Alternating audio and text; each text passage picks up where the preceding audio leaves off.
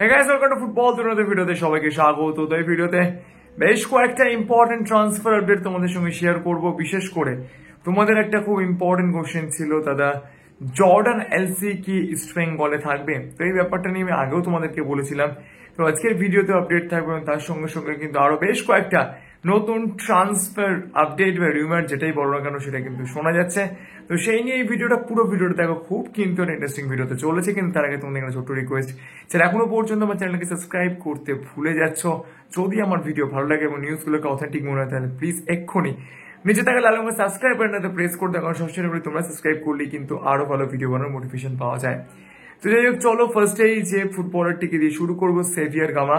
এই ফুটবলারটির ব্যাপারে কালকে আমি তোমাদেরকে বলেছিলাম যে তখনও পর্যন্ত কোনো স্ট্রং লিঙ্ক আপের খবর নেই, কিন্তু এই মুহূর্তে যেটা লেটেস্ট আপডেট, কাল রাত্রে ইস্ট বেঙ্গল রিক্রুটিং টিমের তরফ থেকে সেভিয়ার গামার সঙ্গে যোগাযোগ করা হয়েছে, অর্থাৎ তার এজেন্টের সঙ্গে যোগাযোগ করা হয়েছে এবং কথাবার্তা কিন্তু পজিটিভ সাইডে রয়েছে। তবে সেভিয়ার গামা শুধুমাত্র ইস্ট বেঙ্গলের সঙ্গে কথাবার্তা বলেছে এরকম নয়, তার সঙ্গে সঙ্গে কিন্তু আরো বেশ কয়েকটা আইএসএল ক্লাব তার সঙ্গে কথাবার্তা বলছে। তো দেখা যাক ইস্ট বেঙ্গল রিক্রুটিং টিম এবার এই ট্রান্সফারটা সিকিউর করতে পারে কিনা।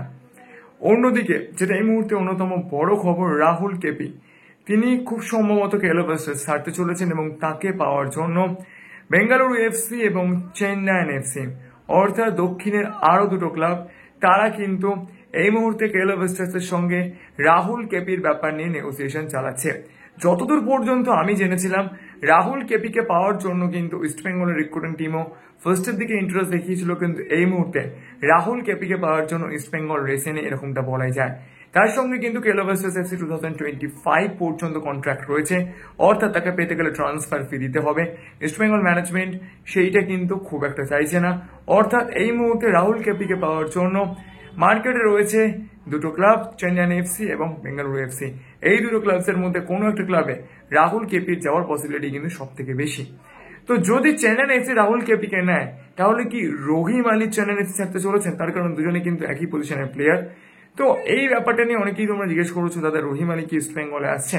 তো দেখো, ইস্ট বেঙ্গল যেহেতু ডেভিড লালানসাঙ্গাকে নিয়ে নিয়েছে, তো সেক্ষেত্রে রহিম আলীকে তারা নেবে কিনা এই ব্যাপারে কিন্তু এখনো পর্যন্ত কোনো কংক্রিট আপডেট নেই। একসময় শোনা গিয়েছিল ইস্ট বেঙ্গল রহিম আলীর ব্যাপারে ইন্টারেস্ট দেখিয়েছেন, কিন্তু এখনো পর্যন্ত রহিম আলীকে পাওয়ার ব্যাপারে ইস্ট বেঙ্গল রিক্রুটিং টিমের তরফ থেকে কোনো পজিটিভ ইন্টারেস্ট পাওয়া গিয়েছে আপাতত কিন্তু এরকম কোনো খবর নেই।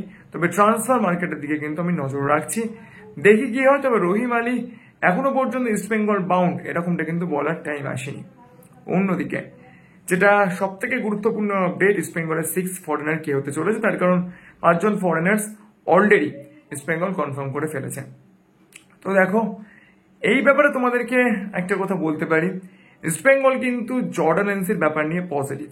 তাকে কিন্তু কলকাতায় আসতে বলা হয়েছে এবং তিনি কলকাতায় এসে মেডিকেলও দেবেন এবং তার সঙ্গে সঙ্গে এই মুহূর্তে তাকে বেশ কিছু মেডিকেল সার্টিফিকেটস পাঠাতে বলা হয়েছে। তো সেই সব মেডিকেল সার্টিফিকেটস গুলো দেখার পর ইস্ট বেঙ্গলের যে মেডিকেল টিম রয়েছে তারা কোনো একটা ডিসিশন জানাবে ইস্ট বেঙ্গলের কোচ কার্লোস কোয়াদ্রাতের কাছে। তারপরে কার্লোস কোয়াদ্রাত কিন্তু 6 ফরেনার নিয়ে চূড়ান্ত সিদ্ধান্ত নেবেন, অর্থাৎ 6 ফরেনারের ব্যাপারটা নিয়ে পুরো ব্যাপারটাই কিন্তু ইস্ট বেঙ্গল কোচ কার্লোস কোয়াদ্রাতের উপরই ছেড়ে দিয়েছে ইস্ট বেঙ্গল রিক্রুটিং টিম।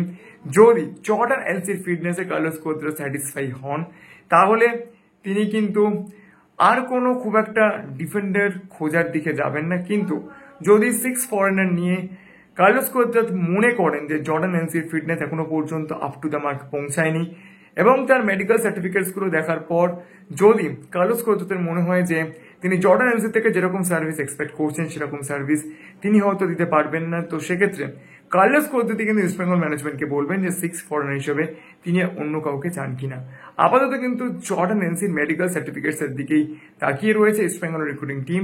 তো সেই সার্টিফিকেটস গুলো আসার পরেই কিন্তু ইস্ট বেঙ্গল রিক্রুটিং টিম চূড়ান্ত কোনো ডিসিশন নেবে 6 ফরেনারের ব্যাপারে। তবে আমি তোমাদেরকে এইটুকু বলতে পারি, যদি জর্ডান এলসির মেডিকেল সার্টিফিকেটস খুব ভালো হয়, তাহলেও কিন্তু জর্ডান এলসিকে ইস্ট বেঙ্গলের মেডিকেল টিমের কাছে ফিটনেস টেস্ট দিতে হবে, তাহলেই কিন্তু তার সঙ্গে কন্ট্রাক্ট এক্সটেনশনের পথে যাবে ইস্ট বেঙ্গল ম্যানেজমেন্ট। আপাতত ইস্ট বেঙ্গলের 6 ফরেনার নিয়ে আপডেট এই পর্যন্ত। যারা ইস্ট বেঙ্গলের 6 ফরেনার এবং জর্ডান এনসিকে নিয়ে জিজ্ঞেস করেছো, আশা করি তোমাদের আনসার দিতে পেরেছি। তো যাই হোক, চলো ভিডিওটা এই পর্যন্ত ছিল। যদি ভিডিওটা ভালো লাইক করে দিও, মনে করে আমার চ্যানেলকে সাবস্ক্রাইব করতে ভুলো না, কারণ দেখো সবসময় তোমরা সাবস্ক্রাইব করলে কিন্তু আরো ভালো ভিডিও কোনো মোটিভেশন পাওয়া যায়। তো চলো এখন এই পর্যন্ত, দেখা হচ্ছে পরের ভিডিওতে।